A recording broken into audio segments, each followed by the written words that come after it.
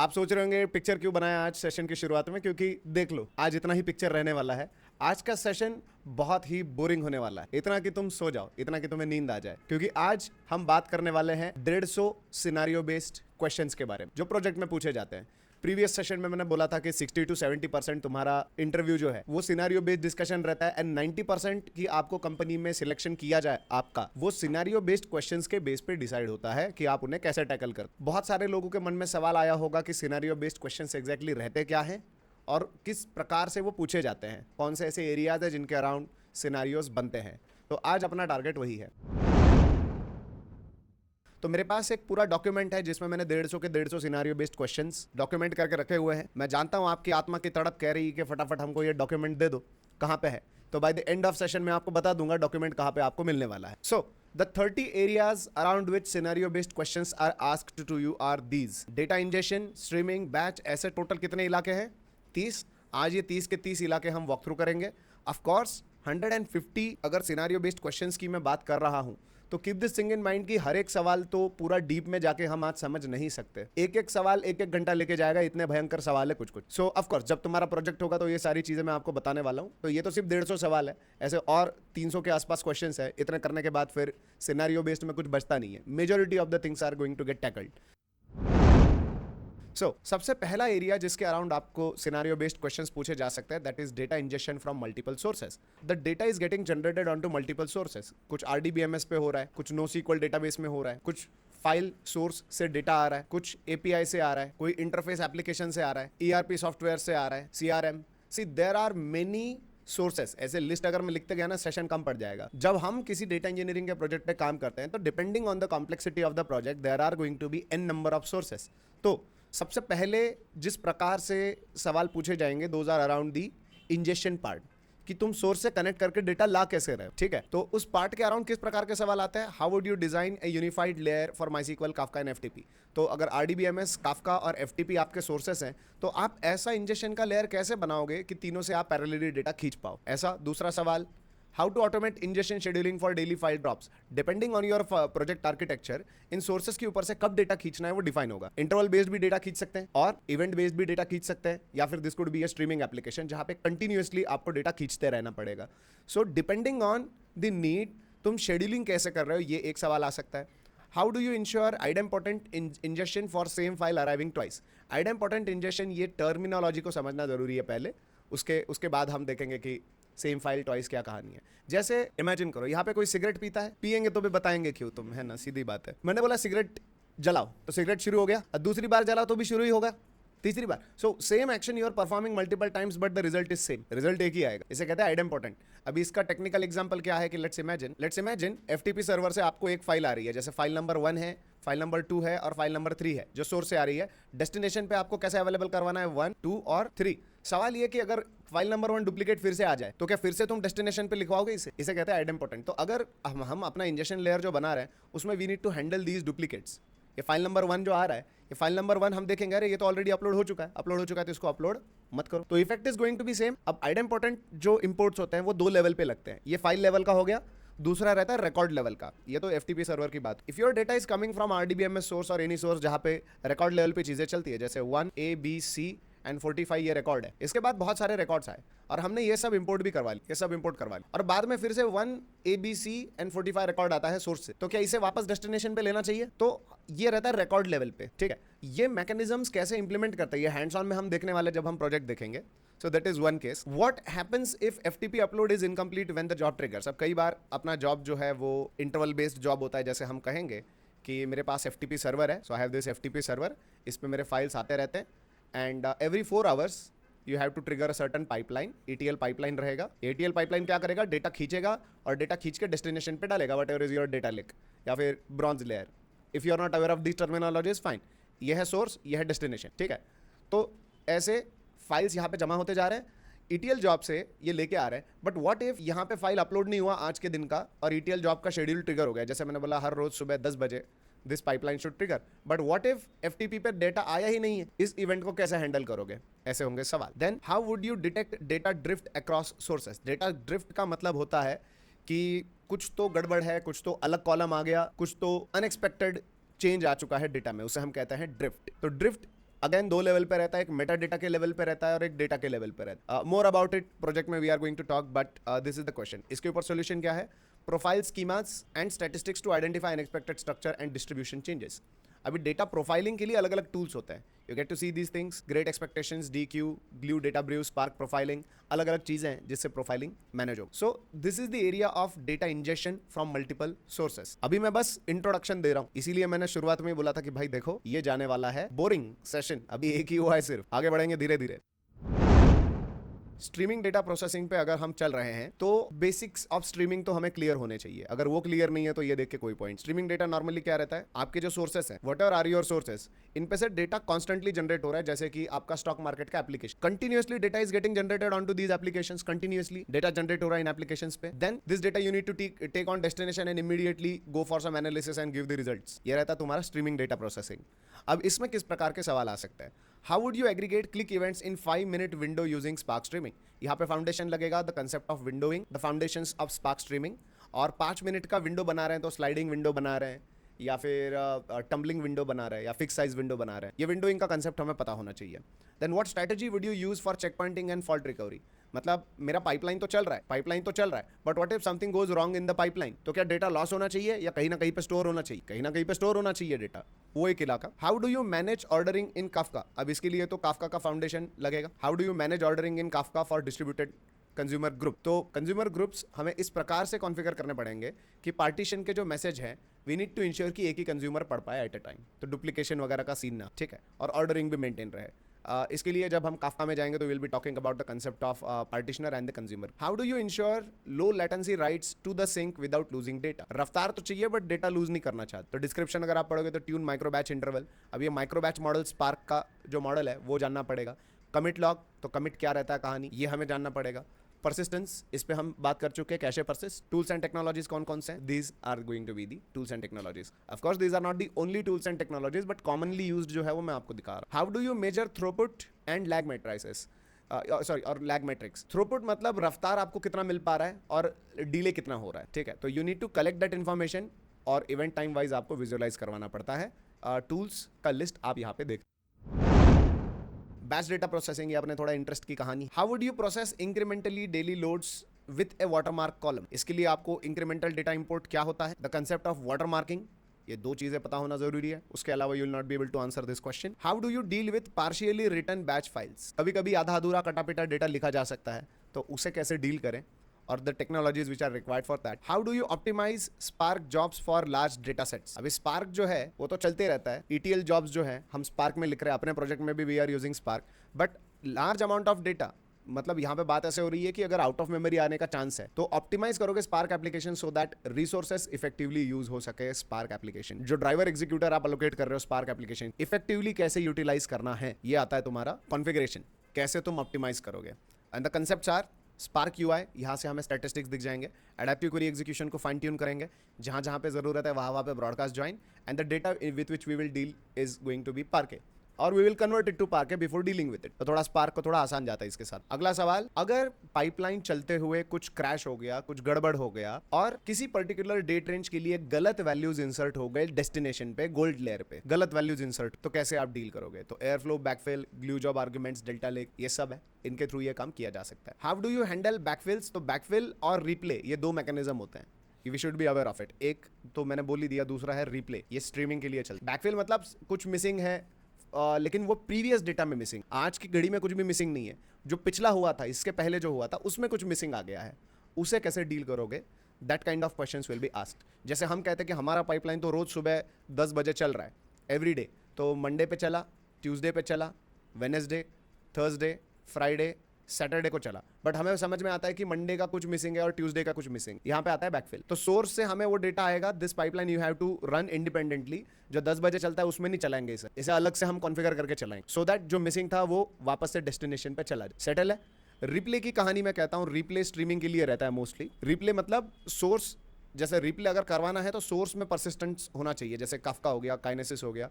यहाँ पे अगर आपका डेटा स्टोर है तो भले ही वो डेटा मंडे का है या ट्यूसडे का है और हम सैटरडे पे बैठे हैं, हम एक स्ट्रीमिंग एप्लीकेशन इस पे चला सकते हैं। Yes, okay. So the question इसकी पूरा डेटा डालना पड़ेगा, Monday, Tuesday, Wednesday, Thursday, Friday, या फिर सिर्फ मंडे और ट्यूसडे का जितना मिसिंग था उतना करना पड़ेगा। तो बैकफिल का मैकेनिज्म है, सिर्फ जितना मिस हुआ था उतना भरो, बाकी को टच मत, ठीक है। क्योंकि अगर पूरा करना है और समझ में आता है कि 1 मंथ पहले का कुछ आपने बैकफिल करना है, तो क्या 1 महीने का फिर से पूरा जनरेट करते बैठे हम?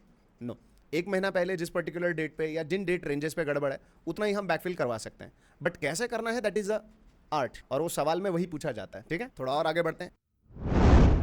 ट्रांसफॉर्मेशंस, ये सबका फेवरेट है क्योंकि स्पार्क पे सबने 200-300 एक्सरसाइजेस किए हैं या फिर कर रहे हैं। So if I talk about the concept of transformation and enrichment, तो उसमें किस प्रकार के सवाल आप एक्सपेक्ट कर सकते हो? How do you handle inconsistent column names and data types during transformation? तो स्कीमा मैपिंग अप्लाई किया जा सकता है, कास्टिंग अप्लाई किया जा सकता है। Apart from that there are some schema registry tools which can be used so that अगर कुछ उल्टा पुल्टा दिखे तो हमें इमीडिएटली पता चल जाए कि स्कीमा में सोर्स में कुछ तो गड़बड़ आ रहा है।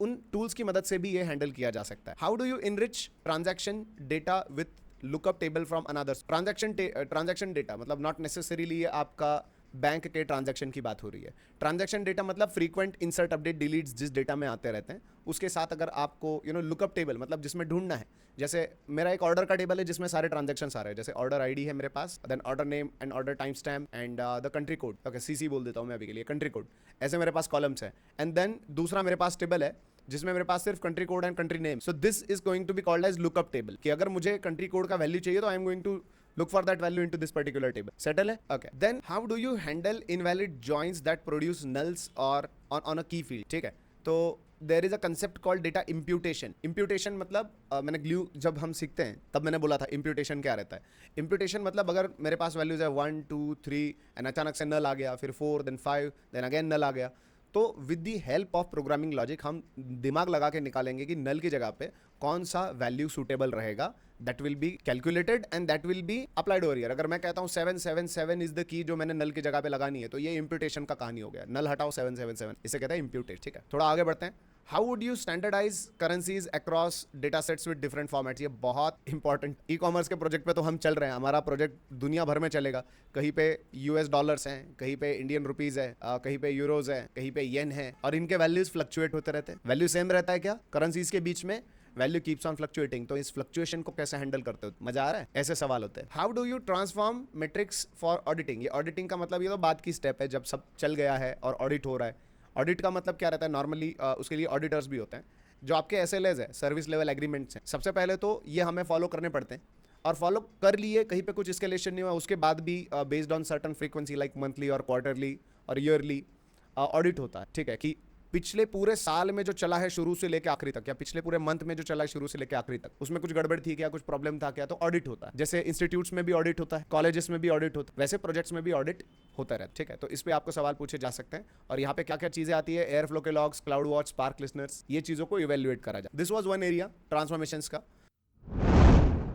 Then the most important area is data quality and validation. वैसे तो जो भी एरिया दिखेगा मैं मोस्ट इंपॉर्टेंट ही बोलने वाला हूँ। ये इंपॉर्टेंट इसलिए क्योंकि ये इमीडिएट आता है, डेटा इंजेक्शन के बाद डेटा क्वालिटी का इलाका आता है। डेटा क्वालिटी का मतलब क्या होता है? डेटा क्वालिटी मतलब सीधा हिसाब होता है कि आप जिस प्रकार के डेटा पे काम कर रहे हो, दैट टाइप ऑफ डेटा, उसके ऊपर आगे जाके तुम्हारा डेटा साइंस का एक्टिविटी होने वाला है, डेटा एनालिटिक्स का एक्टिविटी होने वाला है। डेवलपर टीम जो है वो आपके उस डेटा के ऊपर रिलाई करते हैं फॉर ऑथेंटिसिटी। सो हम कहते हैं कि जो डेटा मेरा प्रेजेंट है मेरे गोल्ड लेयर पे या डेस्टिनेशन पे, जहाँ से ये data scientist, analyst and developers are going to get that data, उस पर्टिकुलर डेटा को क्या होना चाहिए? ट्रस्टवर्दी होना। ट्रस्टवर्दी होने के लिए उसमें से जो करप्ट, इनकंसिस्टेंट और ऐसे वैल्यूज जो मेरे एनालिसिस को खराब करेंगे, जो मुझे गलत एनालिसिस की दिशा में लेके जा सकते हैं, उनको हटाना, that is what we mean by data quality rules. Data quality rules अलग अलग प्रकार के होते हैं। अभी हमारा जो प्रोजेक्ट है उसमें हम कम से कम 40 डेटा क्वालिटी रूल्स लेने वाले हैं, ठीक है। सो उस वक्त मैं आपको बताऊंगा कि डेटा क्वालिटी रूल्स का क्या कहानी रहती है। थोड़ा और आगे बढ़ते हैं। How do you validate data types are consistent after injection? तो जैसे ही आप डेटा इंजेक्शन करोगे उसके बाद स्कीमा वैलिडेशन के लिए हम प्रोग्राम्स चलाएंगे कि what we are expecting and what we have got. तो वैलिडेशन का एक जॉब चलेगा। You can integrate that job where you are defining data quality rules, और you can have a separate job for validation. Validate कर लो, जो चाहिए वो आ रहा है, जो जैसा चाहिए वैसा आया है क्या डेटा, ठीक है। दोनों ऑप्शंस रहते हैं। How do you measure data completeness and uniqueness? तो जो कंस्ट्रेंट्स होते हैं, अगर आरडीबीएमएस से चल रहे हैं तो कंस्ट्रेंट्स होते हैं, अगर आप किसी और सोर्स से चलते हो तो उसके अपने स्टैंडर्ड्स होते हैं। तो हम देखेंगे कि नॉन नल फील्ड्स जो है, ठीक है, और यूनिक जो है, जो कंस्ट्रेंट्स की बात करी जा रही है सोर्स में, जब मैं डेटा इंजेस्ट कर रहा हूं उसके बाद भी क्या वो कंस्ट्रेंट्स मेंटेन हो रहे हैं? With the help of spark, with the help of these tools you can calculate it. Uniqueness and completeness का कहानी इतना ही है कि जहां पे नॉट नल है वहां पे नल नहीं दिखना। जैसे एसक्यूएल में कंस्ट्रेंट्स की हमने बात की थी, कोई एक कॉलम है जिसको अगर हम नॉट नल कहते हो it does not accept null values, वो नल वैल्यू को एक्सेप्ट नहीं करता है, लेकिन इंजेक्शन करने के बाद सिमिलर कॉलम में आपको नल दिखने लग जाए तो गड़बड़ है, ठीक है। तो कैसे इंश्योर करोगे? अब ऑफकोर्स 1-2 मिनट में हम एक एक सवाल के ऊपर से घूम रहे तो it will be of course difficult for us to understand this thing. How do you manage failed data quality rules, reject, quarantine और फिक्स? मतलब तुम जो फेल हो गया है उसके साथ क्या कर, मतलब आइदर तुम उनको क्वारंटीन कर रहे हो, जैसे कहीं ना कहीं पे मेंटेन कर रहे हो, या फिर फिक्स कर रहे हो, या रिजेक्ट कर रहे हो। These 3 are the strategies for the records जो फॉलो नहीं करते डेटा क्वालिटी रूल्स को, उनके लिए ये 3 चीजें होती है। एक तो हटा दो, नहीं तो क्वारंटीन, कहीं पे मेंटेन करो, नहीं तो उनको फिक्स। आप क्या कर रहे हो और कैसे कर रहे हो, इसके अराउंड सवाल आएगा। How would you automate validation rules in your pipeline? तो जो भी ऑर्केस्ट्रेशन टूल वगैरह हम इस्तेमाल करेंगे, या फिर specific tool for data quality, you can use it and उससे भी काम हो जाए। This was the 5th area. 6th area is data lake design and optimisation. Data lake क्या होता है? डेटा लेक एक ऐसी जगह जहां पे लाके आप डेटा पटकोगे, वहां से सीधा सीधा डेटा क्वेरी होने वाला है। इस पे किस प्रकार के सवाल आते हैं? Partitioning. So the concept of partitioning आपको पता होना चाहिए। So if you are aware of the concept of partitioning, तभी ये सवाल को समझ पाओ। How would you partition large data set on S3 for query efficiency? तो हमने बात किया था how to choose a partitioning column, nested partitioning कैसे होता है, we talked about it, so I don't think this will be a problem for you guys. How do you manage schema evolution in bronze layer? Now what do you mean by schema evolution? Schema evolution का मतलब है जो source से तुम data खींच रहे हो उस सोर्स पे भी तो चेंजेस हो सकते हैं। जैसे इंस्टाग्राम पे एक जमाने में सिर्फ हम फोटोज डालते थे, पोस्ट्स डालते थे, आज क्या क्या हो रहा है, रील भी आ गए, मैसेजेस भी चल रहा है, स्टोरीज भी लग रही है, तो इट इज इवॉल्विंग। सोर्स पे इवॉल्व होता है तो हमें अपनी पाइपलाइन में इवॉल्व करना पड़ता है, बट कैसे इवॉल्व करते हैं उसके अराउंड आपको सवाल पूछा, ठीक है। और उसमें सबसे इंपॉर्टेंट रहता है स्कीमा मैनेजमेंट, जिस पे हम आगे बात करेंगे। How would you deal with small file issues caused by streaming injection? जब भी स्ट्रीमिंग डेटा आता है तो मैंने बोला था माइक्रो बैचिंग मॉडल स्पार्क का बाय डिफॉल्ट मॉडल रहता है। माइक्रो बैचिंग, स्ट्रीमिंग डेटा आया तो तुम क्या ऐसे छोटे छोटे फाइल्स डेस्टिनेशन पे जमा हो जाएंगे, बहुत सारे छोटे छोटे। And if you want to go for a historical data processing, तो एक एक छोटा छोटा फाइल, भले तुम इसका स्पार्क डेटा फ्रेम बना दो या फिर you put it into S3 and then Redshift Spectrum से तुम इसे क्वेरी कर रहे हो, एथेना से क्वेरी कर रहे हो, दिक्कत नहीं है। बट छोटे छोटे फाइल्स अगर एग्जिस्ट करते हैं तो परफॉर्मेंस खराब होता है। तो how are you going to deal with these small files? तो हमें एक जॉब चलाना पड़ता है पीरियोडिकली कॉम्पैक्शन के लिए, जो छोटे छोटे फाइल्स को एक दूसरे के साथ जोड़ता है, मर्ज कर। और इसका फ्रीक्वेंसी का क्या क्राइटेरियाज है, किस प्रकार से ये काम चलता है, जिसपे आगे हम बात करेंगे। What life cycle policies can you apply for cost optimisations? बहुत इंपॉर्टेंट सवाल है। मेडालियन आर्किटेक्चर पे हम इससे पहले बात कर चुके हैं, फिर भी एक आइडिया मैं दे देता हूँ। जैसे लाइफ साइकिल रूल क्या रहता है उस पर हम बात कर रहे हैं। आपके अलग अलग सोर्सेस से डेटा आ रहा है, जैसे इधर RDBMS है, NoSQL है, काफका है, अलग अलग जगह से डेटा आ रहा है, और तुम जैसे तैसे करके इंजेस्ट करके उस डेटा को ले रहे हो S3 में। यहाँ पे मैंने बोला ब्रॉन्ज लेयर होगा, इसके आगे डेटा क्वालिटी रूल्स लगने हैं, इसके आगे ETL पाइपलाइन चलने वाला है। बट मतलब ETL तो चल ही रहा है, एक्सट्रैक्ट हो गया यहाँ पे।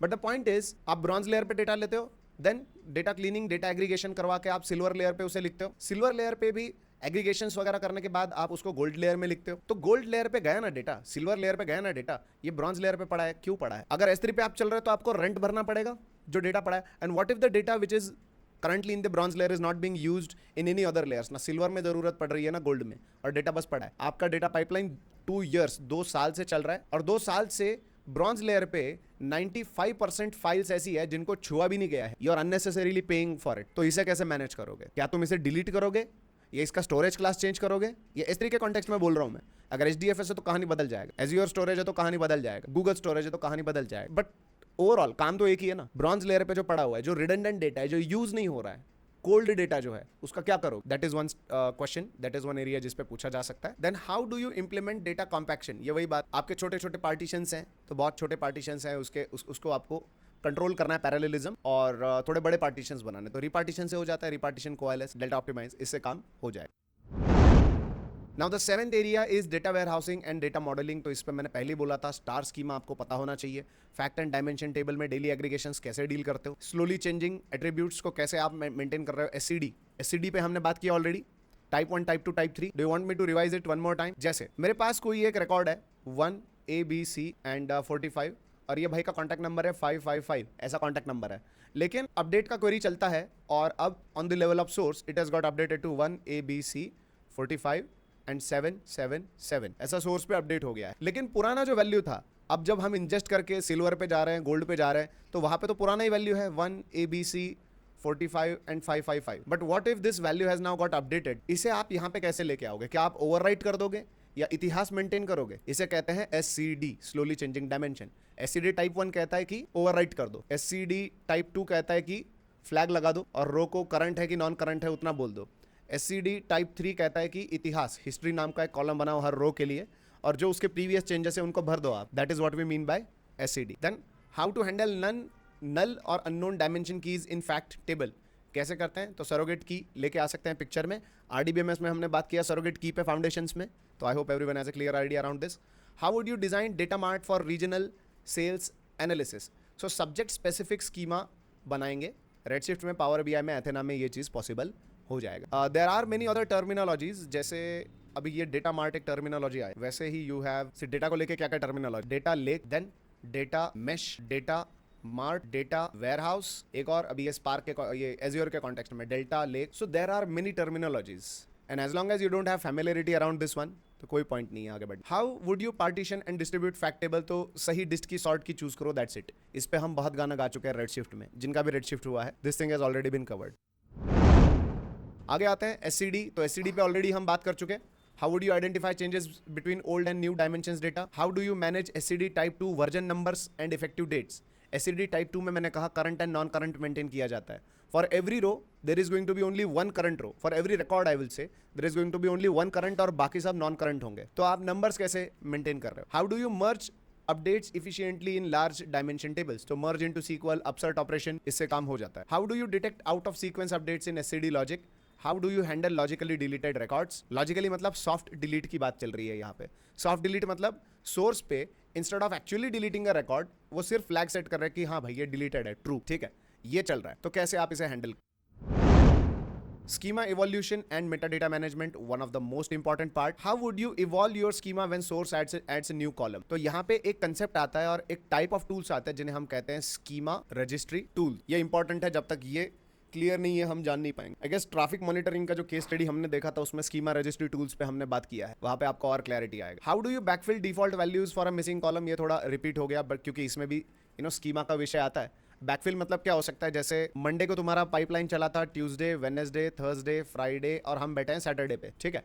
तो मंडे का कुछ बैकफिल करना है, मंडे ट्यूसडे का कुछ बैकफिल करना है, लेकिन थर्सडे को स्कीमा अपडेट हो गया था तो यहाँ से नया टेबल में कॉलम ऐड हो गया था। अब मंडे ट्यूसडे का इंजेक्शन कैसे हैंडल करो? स्कीमा सेम नहीं रहा। This is the kind of scenarios जिस पे सवाल आ सकते हैं। How do you validate compatibility between producer and consumer schemas? तो ये काफका के रिलेटेड टर्मिनोलॉजी है और इसे भी करने के अलग अलग तरीके हैं। काफका में काफका स्कीमा रजिस्ट्री बोल के एक टूल आता है या एवरो वैलिडेटर है जिससे ये काम हो सकता है, बट कैसे होता है वो तो काफी लंबा जाएगा। How do you manage schema registry versions in Kafka और ग्लू? तो ग्लू का अपना स्कीमा रजिस्ट्री है, काफका का अपना स्कीमा रजिस्ट्री API है। इनमें there is a way using which you can maintain the. How do you detect and resolve conflicting schema changes? अगर कॉन्फ्लिक्ट आ गया सोर्स पे, डेस्टिनेशन पे, या जो तुम पकड़ के चल रहे हो और जो आ रहा है उसमें अगर कॉन्फ्लिक्ट आ गया तो कैसे हैंडल? ये एक इलाका। Then there is another area, orchestration and workflow automation. Orchestration and workflow automation, ये क्या कहानी है? How do you schedule daily pipeline that depend on each other? ETL pipelines of course dependencies पे चलते हैं, either event based रहेंगे, trigger based रहेंगे। कई बार एक pipeline के output पे दूसरा pipeline trigger हो सकता है, तो ये dependencies कैसे manage कर? How do you prevent downstream DAG from triggering if upstream job fail? जैसे अभी मैंने एक केस बोला कि एक पाइपलाइन के आउटपुट पे दूसरा पाइपलाइन डिपेंडेंट है, लेकिन पहला पाइपलाइन फेल हो गया तो दूसरा चलना चाहिए क्या? नहीं चलना चाहिए। ये कैसे कॉन्फ़िगर करो? How do you design conditional branching in air flow? मतलब अगर कोई सर्टन कंडीशन ट्रू हो जाए तो इधर वाला फ्लो चलाओ और कोई कंडीशन फॉल्स हो जाए तो सेम पाइपलाइन में बस फ्लो अलग चलाओ। मतलब ट्रू वाला फ्लो क्या हो सकता है? जैसे FTP पे डेटा अवेलेबल है तो इंजेस्ट कर लो, FTP पे डेटा अवेलेबल नहीं है तो ईमेल भेज दो, जो भी तुम्हारा रिस्पेक्टिव टीम है उसे ईमेल भेजो, FTP पे डेटा क्यों नहीं आया है अभी तक, और पाइपलाइन को रन मत करो। ये हो गया कंडीशनल बेस्ड लॉजिक। ये हो गया तो क्या करना है और वो हो गया तो क्या करना है। You can do it with the help of air. How do you handle time zone based scheduling issues? बहुत ही इंपॉर्टेंट चीज है टाइम जोन। जैसे अपना क्लाइंट US में है, हम बैठे हैं इंडिया में, टाइम जोन अलग है। हमारे ऑर्डर्स कहाँ से आ रहे हैं? तो पूरी दुनिया भर से आ रहे हैं, तो वहाँ के टाइम स्टैम्प्स अलग है। When you are going for a data injection when you are going for data injection या फिर when you want to consider it, when you want to run the pipeline, तो ये टाइम जोन्स के साथ का जो इशू है उसे आप कैसे टैकल कर रहे हो, ये सवाल पूछा जाएगा, ठीक है। How do you handle retries and exponential back off in Airflow, तो ये कुछ कंसेप्ट्स है जो हम देखने वाले हैं, इस पे मैं सेशंस बनाने वाला हूं, तो make sure you guys walk through दो सेशंस एज वेल। सो रीट्राइज का कहानी क्या है और एक्सपोनेंशियल बैक ऑफ का कहानी क्या है, वैसे 1-2 मिनट में बात नहीं कर पाएंगे इस चीज़ पे, तो आगे जाना पड़ेगा। एरर हैंडलिंग एंड रिकवरी ज़रूरी नहीं है आपका पूरा कहानी गार्डन चलेगा, एरर्स आ सकते हैं, तो कैसे रिकवरी करो। How would you design retry logic for transient failure, ठीक है, तो ऑटोमेटिक री execute fail task with limited attempts. अगर मेरा कोई ईटीएल पाइपलाइन फेल हो जाता है तो मैं बोलता हूँ 2 बार और ट्राई करो, और अगर 2 बार में चल गया तो ठीक, नहीं तो फेल करो, बट कैसे इंप्लीमेंट करते हैं उस पर सवाल आते हैं। How do you manage bad records that fell during transformation, ये डेटा क्वालिटी रूल्स का कहानी है। तो एक तो तुम उसको क्वारंटीन कर दो, नहीं तो रिजेक्ट कर दो, नहीं तो फिक्स करो, depending on what ever is your SLA, what ever is your service level agreement. सब जानते हैं SLA क्या होता है, क्लाइंट के और हमारे बीच में एक एग्रीमेंट होता है कि क्या होना चाहिए। अगर कोई डेटा क्वालिटी रूल फॉलो नहीं हो रहा है, या फिर there is something missing in the data, या फिर टाइमिंग्स कितने होने चाहिए, उसे हम कहते हैं SLA। SLA का पार्ट आगे आएगा जिसपे मैं बात करूंगा, बट द पॉइंट इज कि this is an agreement between the client and us और द कंपनी एंड अस, कि भाई हम एज अ डेटा इंजीनियर जब काम कर रहे हैं तो हम इतनी चीज़ें आपको डिलीवर करेंगे ऐसे ऐसे तरीके से। उसमें डिसाइड होगा कि ये डेटा क्वालिटी रूल जो फॉलो नहीं कर रहे हैं ना रिकॉर्ड्स, इनके साथ करना क्या है, ये दोनों का एग्रीमेंट लगेगा, इस वजह से कह रहे हैं सर्विस लेवल एग्रीमेंट। तो क्लाइंट एग्री करता है, अगर आप कहते हो रिमूव करना है एंड क्लाइंट एग्री करता है तो दैट इज योर SLA, हटा दो। क्लाइंट बोलता है क्वारंटीन एरिया में रखो, दैट इज ऑल्सो SLA, ये तुम्हारी मर्जी कैसे करना है। Then if you want to let's say fix it, तो फिक्सिंग का लॉजिक ये रहेगा, client agrees with it, okay that's an agreement, ऐसे बढ़ सकते हैं। How would you implement DLQ handling in Kafka. DLQ मतलब जो मेलफॉर्म्ड मैसेजेस है, करप्ट मैसेजेस है, इनको कैसे हैंडल करते हो, इसका भी सेम ही कहानी। एक तो तुम इसे अलग काफका टॉपिक में डाल दो या फिर इसे हटा दो, नहीं तो DLQ का एक सेपरेट टॉपिक बनाओ कि जितने भी करप्ट इवेंट्स है वो सब उसी टॉपिक में जाके बैठे, फिर तुम आगे जाके उसको रीवैल्यूएट करो, want to come up with some interesting stuff, आ सकते हैं, कोई दिक्कत। How do you track failed batches for audit purpose, तो कभी कभी कुछ बैच हो गया, फेल हो गया, कुछ पाइपलाइन के अंदर रन हो रहा था, कुछ तो फेल हो गया, तो कैसे। तो लॉग्स तो रहेंगे आपके, एयर फ्लो में रहेंगे, ग्लू जॉब के लॉग्स रहेंगे, EMR की बात करें EMR के लॉग्स रहेंगे, उनमें से you can come up with the numbers कि क्या फेल हुआ है कहाँ पे। How would you restart a failed DAG from the point of failure, तो पहले detection of failure and side effects का एनालिसिस होगा, उसके बाद we will restart.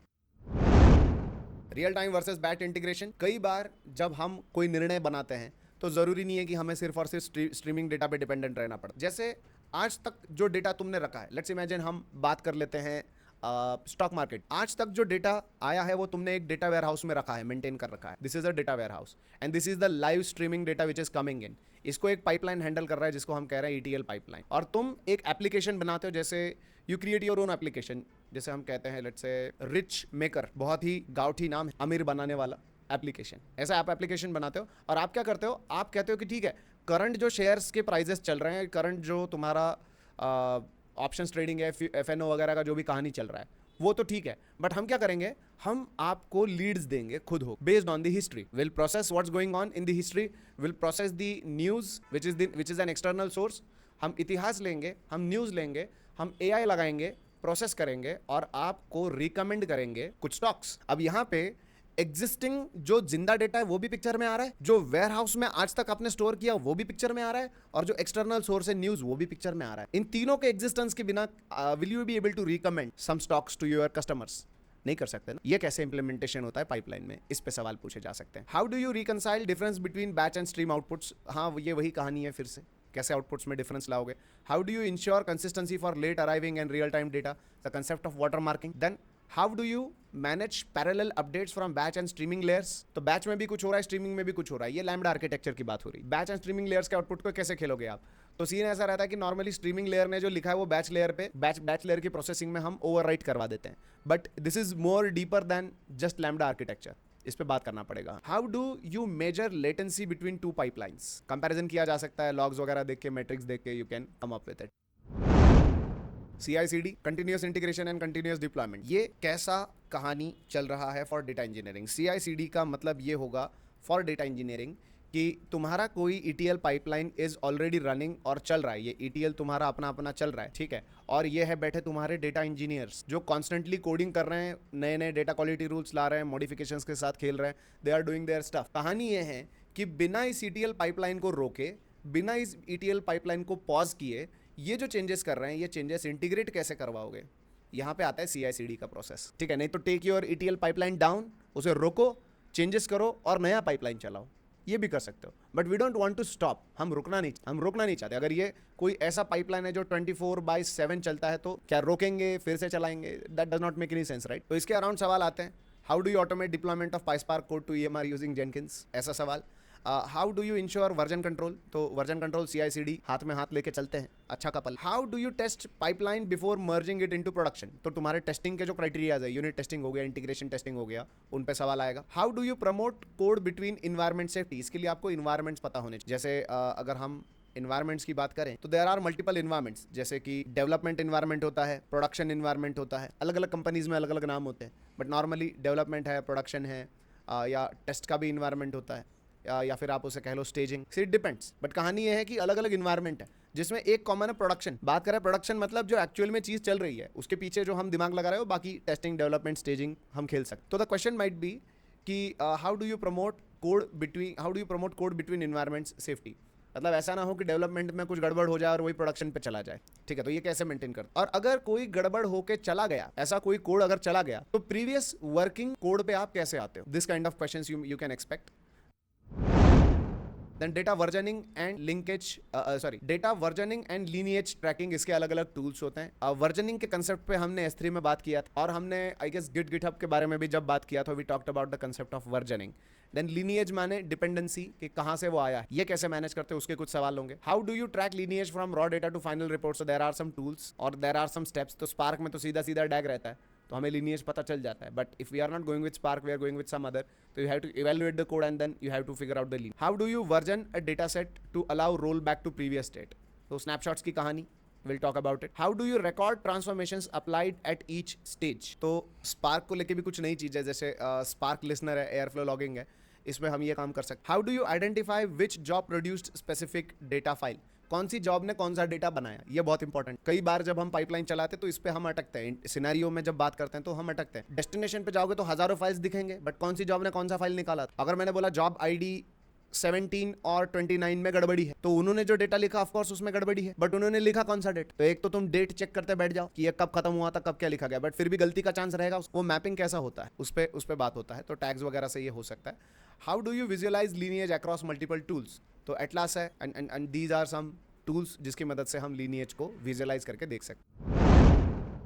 Security, compliance and access control, ये भी इंपॉर्टेंट चीज है। ये मोस्टली एडमिन साइड पे रहा करता था कहानी, जब ऑन प्रीमाइस हडूप क्लस्टर्स पे बात चलती थी, लेकिन अब हमें पता होना चाहिए। डेटा इंक्रिप्शन S3 पे कैसा हो रहा है। How do you mask the information in analytics data sets, मतलब जो पर्सनल इंफॉर्मेशन है, जो इंपॉर्टेंट इंफॉर्मेशन है और जो बाहर नहीं जानी चाहिए, जैसे आपके आधार कार्ड नंबर से।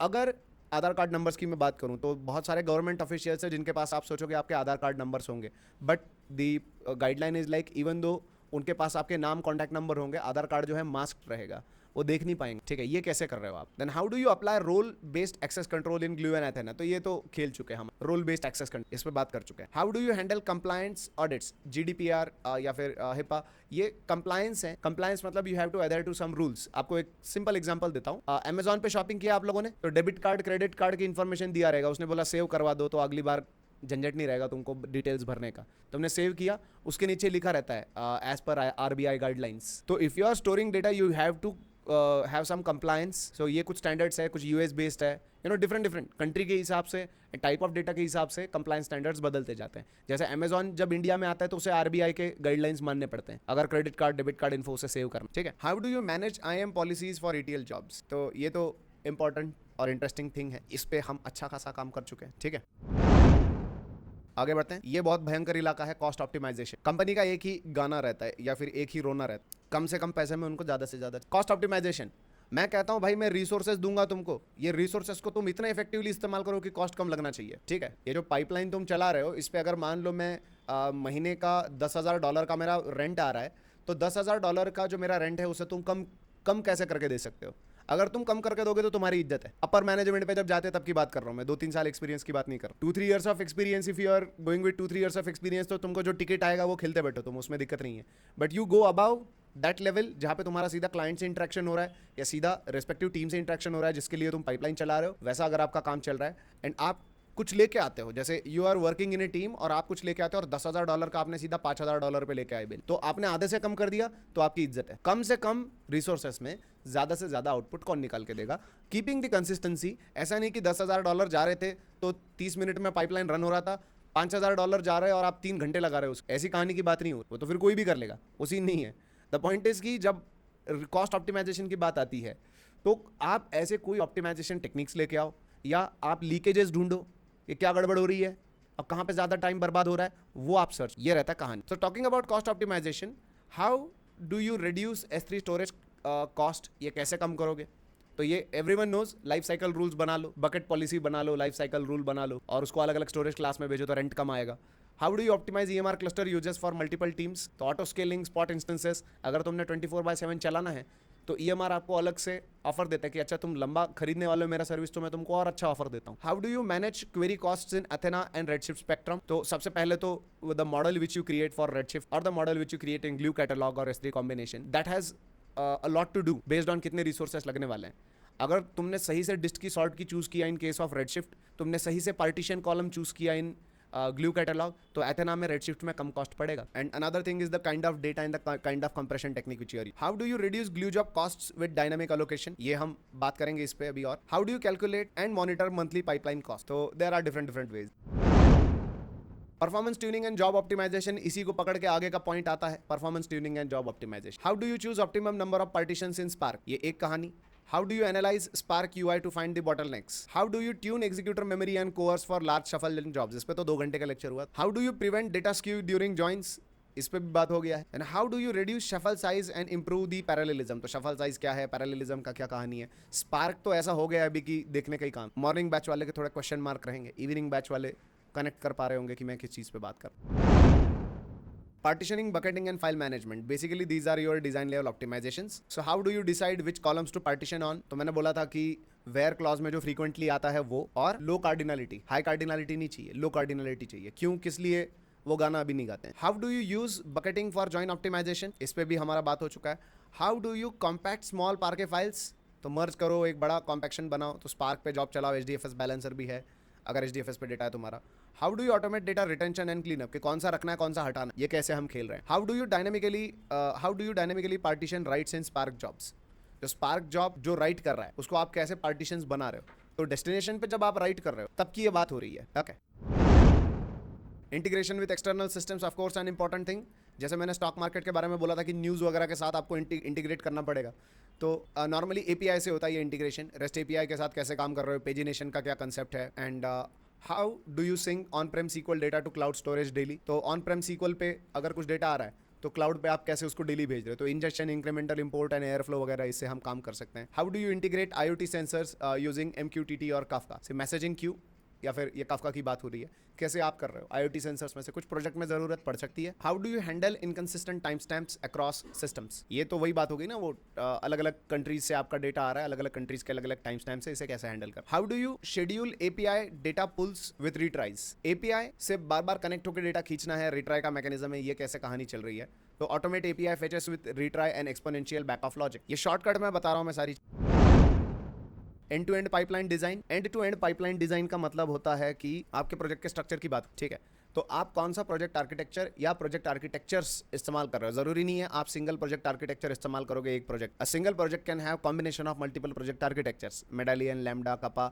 आप सर्टन आर्किटेक्चर या आर्किटेक्चर्स क्यों चूज कर रहे हो, आपके यूज के स्किल, ये सवाल पूछा जा सकता है। How do you implement the medallion architecture in AWS, medallion architecture everyone knows, bronze, silver, gold, AWS में कैसे इंप्लीमेंट करोगे। How do you automate data validation across layers, इस पे भी हम हैंड्स ऑन में देखने वाले हैं ये सारी चीजें।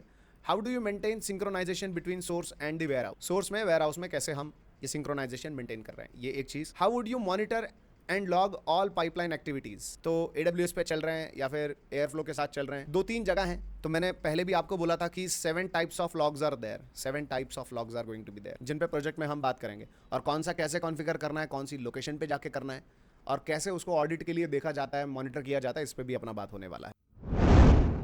मॉनिटरिंग एंड अलर्टिंग, तो जब तुम्हारा पाइपलाइन चल रहा है उसे मॉनिटर करते रहो फॉर अनएक्सपेक्टेड चेंजेस, या फिर उसे हम कह सकते हैं जो सडन स्पाइक्स आते हैं, अनएक्सपेक्टेड डेटा में, उनको मॉनिटर करना है, फेलियर्स को मॉनिटर करना है, एवरेज ड्यूरेशन को मॉनिटर करना है। जैसे डेली अगर 30 मिनट लग रहा है तुम्हारा पाइपलाइन खत्म होने को और किसी दिन अचानक 2 आवर्स लग जाए, 2 आवर्स लग जाए, तो देख अगर कहीं पे आपको लग रहा है कि कोई ऐसा सिचुएशन है जो अलार्मिंग है तो अलर्ट्स भेजो। ये रहता है monitoring and alerting. How do you monitor EMR cluster performance and job success? How do you configure Airflow alerts and task failures? How do you log pipeline metrics like throughput and latency? How do you visualize pipeline KPIs using Grafana or CloudWatch? How do you alert on SLA violations or late jobs?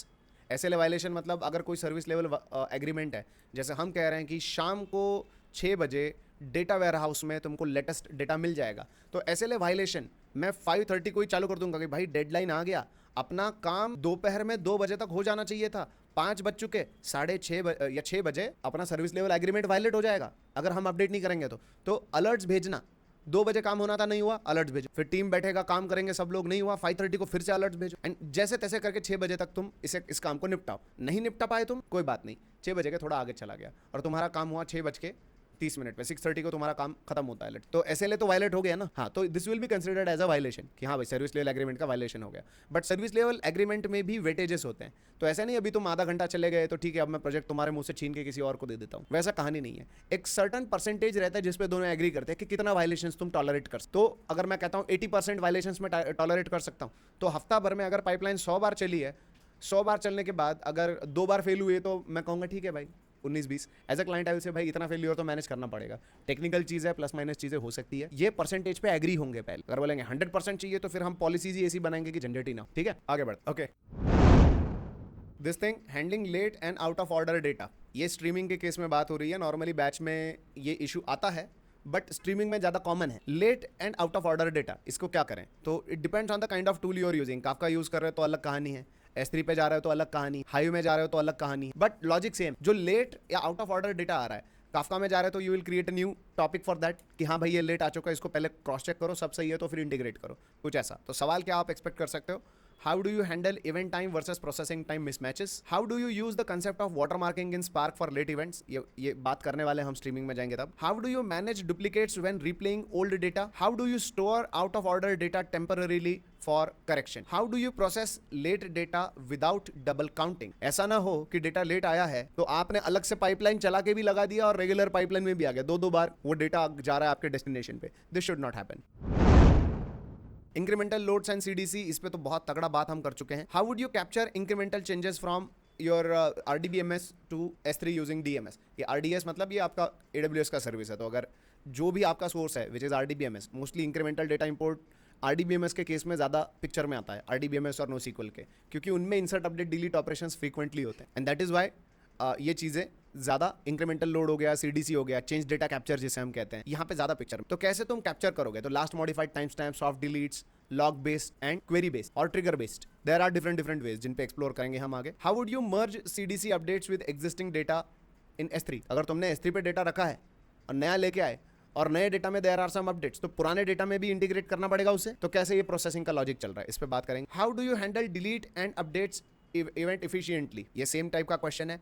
How do you ensure exactly once processing in CDC pipeline? Same line 2 बार ingest नहीं करवाना, एक बार कोई line आता है picture में, एक line destination पे जाना चाहिए। ऐसा नहीं कि एक बार आया और 4 बार जा रहा है, that should not happen. How do you reconcile CDC lag और मिस्ड ट्रांजैक्शन? ये भी इंपॉर्टेंट सवाल है। आगे का इलाका है data governance and cataloguing. Data governance is normally एक तो क्लाइंट के बेस पे, कंपनी के जो एक तो क्लाइंट के गाइडलाइंस, कंपनी के गाइडलाइंस, गवर्नमेंट के guidelines, basically the rules for data handling, कि हम आपको डेटा दे तो रहे हैं भाई but you have to follow these rules, या if you are dealing with this data these are the rules, वो आता है गवर्नेंस में। और cataloging is just like a place where you are keeping the data. Now keeping the metadata, actually cataloging mostly metadata के related terminology है। How do you maintain consistent metadata across S3 and Redshift? जैसे bronze layer पे S3 है, gold layer पे Redshift है, तो consistency कैसे maintain करो? Then how do you track dataset ownership and business glossary terms? कौन owner है? तो owner के हिसाब से हमें देखना पड़ेगा ना गाइडलाइन कौन सी फॉलो करें। How do you integrate glue catalog with Athena and EMR? मुश्किल नहीं है, IAM role से ये काम हो जाता है। आगे How do you control schema drift in data catalog entries? इसके अपने तरीके जिस पे बात होगा आगे। How do you automate metadata refresh for new data sets? अभी तक अलग metadata चल रहा था, 4 ही कॉलम थे, अब अचानक से 5 कॉलम हो गए। So how are you going to do it for new data sets? How are you going to implement it for new data sets? Environment and dependency management, इस पे मैंने पहले ही बोला अलग अलग environment होंगे, development, testing, staging and production। अलग अलग इन्वायरमेंट्स हो सकते हैं। तो जो पाइथन के डिपेंडेंसीज है उसको तुम कैसे मेंटेन कर रहे हो जब तुम EMR पे स्पार्क जॉब चला रहे हो। डिप्लॉयमेंट का सेशन जिन्होंने भी किया है आंख बंद करके ये काम कर लेंगे, पाइथन डिपेंडेंसीज का मैनेज, ठीक है। Then how do you maintain environment parity across development stage and production. So use consistent infrastructure and configurations via templates. मैंने आपको एक इंडस्ट्री लेवल का स्पार्क एप्लीकेशन दिखाया था, उसमें मैंने कॉन्फ़िग नाम का एक फोल्डर बनाया था और सारे के सारे कॉन्फ़िगरेशंस उसी में, डेवलपमेंट इन्वायरमेंट के भी कॉन्फ़िगरेशंस उसी में थे, प्रोडक्शन के भी उसी में थे और टेस्ट के भी उसी में थे। और हम इन्वायरमेंट को एज एन आर्ग्यूमेंट ले रहे थे। जब हम स्पार्क एप्लीकेशन को चलाएंगे तो हम उसे भेजेंगे एज एन आर्ग्यूमेंट कि डेवलपमेंट के कॉन्फ़िगरेशन पे चलाना है कि प्रोडक्शन के कॉन्फ़िगरेशन पे चलाना है या टेस्टिंग कॉन्फ़िगरेशंस पे चलाना। तो ऐसा नहीं है कि हम कोड ही अलग निकाल देंगे, डेवलपमेंट का अलग, प्रोडक्शन का अलग, नहीं, कोड बेस सेम रखेंगे, कॉन्फ़िगरेशंस में अलग अलग इन्वायरमेंट्स हम लेंगे। More about it, how to implement it on a hands on level, will talk about it. How do you store and manage credentials securely in the pipelines. कैसे हम करते हैं, keep secrets outside the code. जैसे AWS के access keys होते हैं, code में लिख दोगे, ये ऐसे जगह पे आप लिख दोगे जहां से आसानी से काम हो जाएगा, नहीं। तो सीक्रेट्स मैनेजर के साथ जाओ, वॉल्ट के साथ जाओ या फिर IAM रोल्स के साथ। These are the. How do you containerize pipelines for portability, मतलब कोड पैकेजिंग हो गया, रन टाइम वगैरह हो गया, ये कहानी। सो ये चीज़ हम खेल चुके हैं on the level of spark कि कैसे मैंने बोला था कि आपका प्रोजेक्ट का जिप फाइल वगैरह बनाओ एंड की make it in a way so that वो रनेबल है। तो फिर आप एक इन्वायरमेंट पे चलाओ, चाहे दूसरे चाहे तीसरे, it will be easy. But of course these are some technologies जो हम इस्तेमाल कर सकते हैं। How do you test compatibility when upgrading library versions. जैसे हम प्रोजेक्ट में कुछ लाइब्रेरीज का इस्तेमाल कर रहे हैं और उन्हें अपडेट करने की जरूरत है क्योंकि हमें नया फीचर इस्तेमाल कर, ठीक है, बट अभी तो तुम्हारा कोड अलग अलग इन्वायरमेंट्स पे चल रहा है। तो how are you going to test compatibility. Compatibility test पहले होना। कंपैटिबिलिटी टेस्ट का मतलब होता है कि जो नया लाइब्रेरी तुम लेके आओगे उस पे काम होगा क्या, नहीं तो पुराने पे तो काम चल रहा है, नया लेके आ गए तुम, बिना टेस्ट किए इंटीग्रेट कर दिया तुम लोगों ने और फिर एप्लीकेशन ने चलना बंद कर दिया, तो प्रॉब्लम आ जाएगा। ओके, सो कंपैटिबिलिटी को तुम कैसे टेस्ट कर रहे हो, दैट काइंड ऑफ। थोड़ा और नीचे आते हैं तो पाइपलाइन टेस्टिंग एंड वैलिडेशन, तो unit test, integration test. How do you perform unit testing for PySpark transformation. How do you mock external data sources during test runs, क्योंकि यूनिट टेस्ट जब आप चलाओगे तो एक्चुअल डेटा पे तो नहीं चलाओगे, किसी RDBMS से आते हुए डेटा पे चला रहे हो, NoSQL से आते हुए डेटा के ऊपर चला रहे हो, Kafka से आते हुए डेटा के ऊपर चला रहे हो, there might be different sources. तो जब हम टेस्टिंग में जाते हैं वहाँ पे एक कंसेप्ट होता है मॉक करना, मतलब एक्चुअल सोर्स नहीं रहेगा, हम कुछ सैंपल डेटा लोड करेंगे टेस्ट में ही, कुछ सैंपल डेटा हम उधर ही देंगे और we will ask our code, या फिर हम टेस्ट ऐसा बनाएंगे कि it should get the data from mock API, it should get the data from mock source rather than the actual source. Code same चलेगा, जो पहला कोड चल रहा है वही इधर भी चलेगा, बट यहाँ पे सोर्स अलग होगा और यहाँ पे टेस्ट रन होगा और ये सिर्फ बताएगा कि सक्सेसफुली हैंडल कर रहा है कि नहीं कर रहा है। तो मॉक का काम कैसे होता है इस पे हम बात करेंगे। How do you validate data consistency across pipeline stages.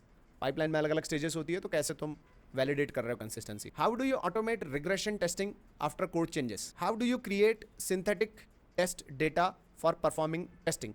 सो ये जो टेस्ट डेटा हम बनाते हैं, we need to keep this thing in mind, इसमें हमें कुछ ऐसा डेटा डालना पड़ता है जिससे टेस्ट सक्सेस हो रहा है कि नहीं हो रहा है वो पता चले, और कुछ ऐसा डेटा हमें डालना पड़ता है जिससे फेल होता है कि नहीं वो पता चले। इसके स्ट्रेटेजीज के ऊपर आगे हम बात करेंगे। Pipeline statistics and monitoring metrics, of course, these are required to monitor the performance. How do you log job execution time and record count processes? How do you store run level statistics for audit purposes? How would you design metrics for a job success rate and latency? How do you detect anomalies in record count trends? How do you integrate job stats into Grafana dashboards? Now that will depend on what kind of monitoring tool you are choosing. Logging के लिए क्या choose कर रहे हो, तो Grafana तो ऐसे ही बोल रहे हैं हम यहाँ पे, but whatever is your respective tool in the project. Pipeline, run time and SLA management. तो SLA पे हमने बात किया है service level agreement. Service level agreement अलग अलग प्रकार के होते हैं, जैसे कि टाइम बेस्ड हो सकते हैं। टाइम बेस्ड जिसमें मैं कहूँगा अगर कोई इवेंट मेरे सोर्स पे जनरेट हो जाए तो 5 मिनट के भीतर I want to see it on the destination. कुछ डेटा आता है मेरे पास, बहुत सारा डेटा आ रहा है, बट डेटा वेयर हाउस मुझे 6 बजे तैयार चाहिए, क्योंकि 6 बजे के आगे we go for data science, data analytics and reporting हो रहा है, based on which we are taking decision. 6 बजे डेटा वेयर हाउस जिंदा रखो। ये कुछ एग्जाम्पल्स है सर्विस लेवल एग्रीमेंट के, आपके क्लाइंट के कंपनी के बीच में कुछ एग्रीमेंट। तो बहुत सोच विचार करके ये एग्रीमेंट बनता है एंड मजाक नहीं है, ये अपर मैनेजमेंट हैंडल करता है मोस्टली, क्योंकि यहाँ पे जब हम एग्रीमेंट बनाते हैं तो हमें सामने वाले की एक्सपेक्टेशन और रियलिटी ये दोनों को मैच करना पड़ता है, और एक्सपेक्टेशन से रियलिटी मैच करने के जितना मुश्किल काम दुनिया में और कोई नहीं, ठीक है। जैसे एक्सपेक्टेशन आपका था 150 सिनेरियो बेस्ड क्वेश्चंस, बहुत मजा आएगा, मजा आ रहा है मजा नहीं आ रहा ना, that is the difference between expectation and reality. सब कहते हैं हमको बताओ सिनेरियो बताओ, क्या रहता है, क्या कहानी बोलो, बट जब बोलते हैं तब गड़बड़ होता है। सेटल है, एक्सपेक्टेशन रियलिटी को मैच करना is one of the most difficult thing. How do you define SLAs for ETL job completion. तो कुछ बेसिक टेम्पलेट्स हैं SLA के जो मैं आपको बताऊंगा आगे जाके। How do you handle pipelines that exceed SLA threshold. ऐसे पाइपलाइंस को कैसे हैंडल कर रहे हो, जैसे तुम बोल रहे हो 6 बजे पाइपलाइन, 6 बजे के अंदर पाइपलाइन खत्म होकर वेयर हाउस तैयार होना चाहिए, बट हमारा पाइपलाइन बार बार वो थ्रेशोल्ड को क्रॉस कर रहा है, भले 2-3 मिनट से क्यों ना हो, हम बार बार उसे वायलेट कर रहे थे। तो तुम ऐसी पाइपलाइन को कैसे डील करो? How do you design job dependency timing to minimize latency? How do you manage scheduling conflicts in Airflow? How do you predict job completion time from historical runs? Data volume and size management, ये बहुत confusing मामला हो जाता है कई बार। जैसे आपको कहते हैं कि how do you process 1 terabyte daily data, daily incremental data effectively, ये एक कहानी हो सकता है। या फिर they will try to confuse you. पहले पूछेंगे तुम्हारा डेली डेटा कितना आता है, आप बोलोगे हमारा डेली डेटा आता है 20, ओके ठीक है 20 GB डेटा आता है। कितना टाइम लगता है आपको डेटा को आने के लिए? तो आप कहोगे एक 5 मिनट में आ जाता है। अच्छा, रिसोर्सेस कितने लगा रहे हो? बोला हमारा 21 नोट्स का क्लस्टर है, 21 नोट्स के क्लस्टर पे 20 GB डेटा खींचने को तुमको 5 मिनट लग रहे हैं? इतना पावरफुल सिस्टम, इतना सा डेटा 5 मिनट कैसे लग रहा है? हो गए confuse. There has to be a consistency in between the data which you are dealing with, the timings जिन पे बात हो रही है, एंड द रिसोर्सेज जो अप्लाई किए जा रही है। 3 में बैलेंस होना जरूरी है। तो आप कहेंगे 20 टेराबाइट डेटा 5 मिनट में ले रहे हैं, वैसा भी नहीं चलेगा। आप कहोगे 20 टेराबाइट डेटा है 2 मिनट में आ रहा है, सिंगल नोड क्लस्टर है, तो भी नहीं चलेगा। There has to be a balance between data, resources and timings. थोड़ा और आगे बढ़ते हैं। How do you estimate storage in S3 growth in for 12 months? तो कैसे तुम अंदाजा लगाते हो कि आगे जाके कितना आपको लग सकता है storage? How do you tune Spark for large shuffles? 5 GB plus के ऊपर शफल्स है तो कैसे मैनेज करो? How do you optimize Redshift for large fact table? 1 petabyte plus रोज है तो उसे कैसे मैनेज करो? How do you balance performance versus cost for high volumes pipeline? तो ऑफ कोर्स इसके ऊपर ही बात हुआ था ना कि टाइमिंग और resources, you need to balance it, you need to effectively utilize the resources. आखिरी है pipeline audit, logging and observability. ये नॉर्मली अपने एरिया में आता नहीं है, हम बस लॉग्स लिख देते हैं जो भी रिस्पॉन्सिबल है फॉर ऑडिट। और मतलब लॉगिंग तो अपने एरिया में है, ऑडिट अपने पास नहीं है क्योंकि हम डेटा इंजीनियर्स हैं। लॉगिंग हम कर रहे हैं, ऑडिट कर सकते हैं कौन? जो सीनियर है अपने, senior data engineers can go for audit. तुम्हारे सीनियर्स या फिर क्लाइंट की तरफ से कोई डेटा इंजीनियर है वो ऑडिट कर सकता है, या फिर they might have an entirely different team for the audit purpose. ये कैसे हो रहा है? So how do you design centralize logging for all jobs? तो हम चाहते हैं कि जब भी कोई ऑडिट करने आए तो हम ये नहीं चाहते कि हम मुंह के बल गिर जाए उनके सामने। अरे वो पूछेगा 6 महीने पहले ये फेल हुआ था, इसका लॉग बताओ, और तुम बैठे हो कंप्यूटर पे, कहाँ से दिखाओगे? तुम बोले 6 महीने पहले, मेरे को 2 दिन पहले का याद नहीं, कहाँ पे 6 महीने पहले की बात कर। That should not happen. How do you track lineage and job metadata in logs? How would you correlate job failures to specific data sets? How would you design log retention and rotation strategy? Retention और rotation समझ में आ रहा है क्या रहता है? Retention का मतलब है कितनी देर तक कोई लॉग को मेंटेन रखना है। जैसे मैं कहता हूँ कोई लॉग अगर आ रहे हैं, कोई लॉग्स अगर जनरेट हो रहे हैं, तो based on the service level agreements and auditing policies 3 महीने के बाद वो डिलीट हो जाने, 3 मंथ्स के बाद डिलीट हो जाने जो भी जनरेट हो रहा है। इसे कहते हैं रिटेंशन। तो लॉग का रिटेंशन कितने का है? 3 महीने का। एक रहता है रोटेशन, रोटेशन साइज बेस्ड रहता है। रोटेशन मतलब लॉग फाइल 10 GB के ऊपर नहीं होना चाहिए। तो जैसे ही 10 GB के लॉग बन जाएंगे, उसके आगे की लाइन आएगी तो पीछे की लाइन हटती जाएगी। इसे कहते हैं रोटेशन। सेटल है? नॉर्मली ये होता है, बट ये कॉन्फ़िगर कैसे करते हैं, that is the main part. How do you design log retention and rotation strategy, and how do you ensure auditability for compliance reporting? मतलब ऑडिटर लोग जो है उनके लिए काम आसान आप कैसे करके दे रहे हो? मतलब हमारा ही काम मुश्किल कर रहे हैं वो लोग और उनका काम हम आसान करें? रुको, उनको नरक के दरवाजे दिख। बट द पॉइंट इज, अगर उन्होंने नरक के दरवाजे देख लिए तो नरक के तेल में तुम ही तले जाओगे। बेहतर ये रहेगा कि कुछ जगहों पे गुस्सा आके भी हम निकाल नहीं सकते। So the point is, these are the 30 areas. इतने सारे इलाके हैं जिन पे सवाल आ सकते हैं, सिनेरियो बेस्ड क्वेश्चंस। और मैंने कितने बताया अभी? 150, ठीक है। कचरा सेट ने भी 150 रुपये दिए थे, अब मैंने भी 150 सवाल दिए हैं। And let me tell you, these are just questions, एक कॉमन क्वेश्चंस जो पूछे जाते हैं कॉमन एरियाज। जब हम अपने प्रोजेक्ट में जाने वाले हैं तो ये 150 तो आने ही वाले अपने पास। अपार्ट फ्रॉम दैट और 50 क्वेश्चंस रहेंगे, ठीक है। ओवरऑल अपने इंटरव्यू क्वेश्चंस का काउंट 1000 के ऊपर जाने वाला है। बट द पॉइंट इज कि हमारा इंटेंट जो है वो क्वेश्चंस का काउंट रिजॉल्व करना नहीं है। हम कंसेप्ट ही ऐसा देखेंगे कि क्वेश्चन को देखते ही आंसर आ जाए। एंड जब आप इंटरव्यू को जाओगे उसके पहले आप ये सब तैयारी में रहो तो बेहतर है। इतनी चीजें अगर क्लियर है तो फिर तुम्हारा इंटरव्यू निकलने का पॉसिबिलिटी बहुत ज्यादा बढ़ जाता है। So I hope everyone is able to understand. और क्योंकि अभी लेक्चर खत्म हो रहा है तो जिस चीज को आप लोग बहुत टाइम से मिस कर रहे हो वो मैं आपको दिखा देता हूँ। पहले गलत बना था ना, अब सही बना। जब तक मैं ये बना रहा हूँ, if anyone is having any queries, पूछना चाहे पूछ सकते हैं। कुछ पूछने की हालत में नहीं छोड़ा बोल। अब पंछी भी आ गए लो, नहीं तो बोलेंगे आज के सेशन में सब थेरी हो गया भाई। बट जानना जरूरी है। अगर तुम्हारा डेटा इंजीनियरिंग का इंटरव्यू देने का मूड है और तुम लोग सोच रहे हो कि नहीं हमने जितना किया उतने पे हो जाएगा, नहीं भाई समझे आज क्या क्या करना पड़ता है। इतना चीज़ें सेटल होने के बाद तुम एक्सपेक्ट करो कि हाँ हमारा इंटरव्यू निकल सकता है। ठीक है, फिर अभी आज का कार्यक्रम यहीं पे करते हैं खत्म। हैव फन, एंजॉय लाइफ, जिंदगी के लो मजे। हम मिलते हैं इवनिंग कैंडिडेट्स को इवनिंग में, मॉर्निंग कैंडिडेट्स तो कल मिलेंगे। छुट्टी चाहिए था ना तुमको, शनिवार रविवार संडे का छुट्टी चाहिए ना। देख रहा ना क्या क्या करना पड़ेगा। अब बताओ छुट्टी चाहिए कि नहीं चाहिए? वैसे तो डिक्लेयर हो गया छुट्टी संडे का, तो देखते हैं। इवनिंग वाले कितने लोग आए यहाँ पे? 2 लोग हैं, 1 2 चाहिए क्या तुमको छुट्टी? 3 तुम लोगों को चाहिए छुट्टी? ये मना कर रहे हैं छुट्टी के लिए। ये तो बोल रहे हैं दिवाली में भी लेक्चर्स ले लो हमारे, बिकॉज दे नो वो जहाँ पे खड़े हैं उसके आगे कितना कवर करना पड़ेगा इंटरव्यूज। चलो लेट्स एंड दिस सेशन। तो ये जो सारे के सारे सिनेरियो बेस्ड क्वेश्चंस है, इसका पीडीएफ अगर आपको चाहिए है तो वो कहाँ से मिलेगा, उसका रास्ता मैं आपको बता देता हूँ। आपको विजिट करना है tg117.in, then you have to get into the courses में चले जाओ, एंड ये जो लाइव वाला आपको दिखाई दे रहा है ना, data engineering plus internship training program, इसके ऊपर क्लिक कर देना। इसके ऊपर क्लिक करने के बाद ये फ्री है, इसमें आपको पैसा नहीं लगेगा। एनरोल नाउ पे आप क्लिक कर दोगे। So the moment you will click on enroll now, आपको सारे डिटेल्स दिखाई दे जाएंगे क्या क्या है। Course details you can walk through, demonstrations you can walk through, और यहाँ पे नीचे आप देख सकते हो 150 सिनेरियो बेस्ड क्वेश्चंस जो हम फ्री में दे रहे हैं, यहाँ पे मिल जाएंगे।